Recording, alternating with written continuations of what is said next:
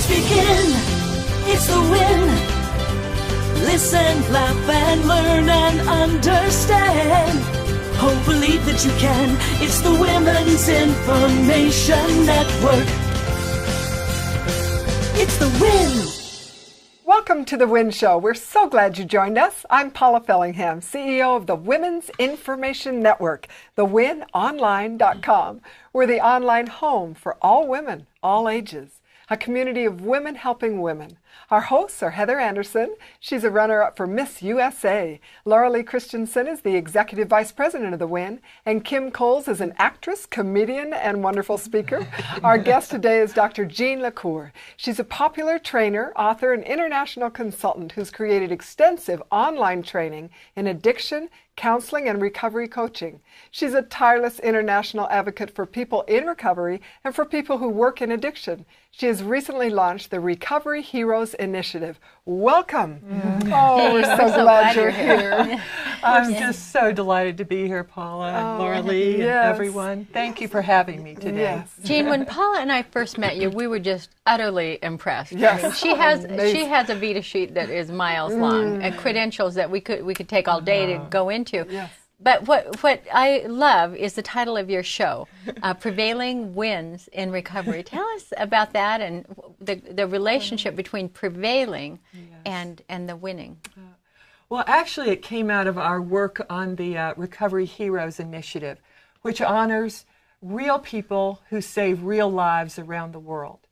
Because people are caught in the midst of addiction. There's darkness, disappointment, despair. And it envelops people to such an extent that people focus on that many times. But we know so many people who've overcome, so many people whose lives have really been changed and deepened by their recovery experience. So when I think about prevailing wins, it's really the play on the word prevailing winds, which is a wind that blows consistently across a place on the earth. So in the midst of addiction, there is a prevailing wind where people do get well, they're healed, they're made whole, and it's quite an experience of victory and courage. So that's what we're honoring in this show. Oh, and we honor you. This is thank just a you. wonderful, wonderful thing to help people. Thank you. And we all may have a friend or family member who has struggled with addiction, but you're saying that this is a national and an international problem. Yes, Kim, it is. And I'd just like to share some statistics. I know people don't need to hear a lot of them, but there's some that are incredibly impactful. In the United States, addiction costs our economy $500 billion every year. Really? 1 out of 4 college students meets criteria, the clinical criteria for substance abuse or addiction. 1 out of 1 out of 4. Oh, wow. Yes. Wow, 25%. Wow. Of college, of our brightest and best. And then you look at jails. 8 out of 10 people who are in jail or in prison are there for drug-related offenses. Really? And, 8 out of 10. and just the cost to all of our society is really overwhelming. So when you know that it's proven to be a source and to fuel domestic violence, child abuse and abandonment, school dropout, as you know, traffic fatalities. It goes on and on. There's no good news there. But when we talk internationally, this was a shock to me.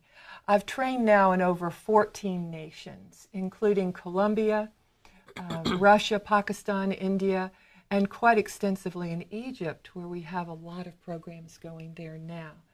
And the spread of substance abuse and HIV/AIDS is accelerating rapidly in every region. And last year, I had the privilege, Paula, of being part of the United Nations Task Force on Drugs and Crime. Oh, good for you. And we got to formulate 3 resolutions about the work to help not just the Rambo type things with the, the guns and the helicopters, but how to get to prevent the use and how to work more in treatment. That is huge. For those who on have done... on a personal note, I lost my little brother to a drug overdose a few years ago, and it's so prevalent. People in my community keep thinking, oh, it's someone on the other side of town, but really, it's the kid at the other end of the hall So my goal in life is to prevent kids from ever starting. And so you're my hero. I love that you do this. Thank you. I just want to know what kind of advice you could give to parents maybe who already have a child who's going through it. I know when my brother was going through it, my parents didn't know what to do, and they got advice from everyone that ranged from A to Z, and they just thought, I don't know what the right thing is. Like, what would you tell to our viewers? Oh my goodness. Just a few. That's a few shows involved. But as we talk about the age of the child involved, what are the resources? What is the peer group? What is the drug of choice? All of those things would have to do with specific advice. So I really don't want to go into details in that way, but to say that if we can deal with what you're doing, the stereotypes, the stigma, the secrets, all of this that's wrapped around the shame that has to do with a friend or family member that's involved with substance abuse. If we can deal with that, then we can get to the problem, because that's what really keeps the problem under wraps and complicates People don't want to admit that it's my child. Yes, absolutely. So things don't get dealt with appropriately, like they would deal with juvenile diabetes, or they would deal with some other kind of problem. And so just what you're doing to talk about it, to say here on the win, I have a family member. And anyone who works in addiction will tell you most of us are in this work because we've lost a loved one.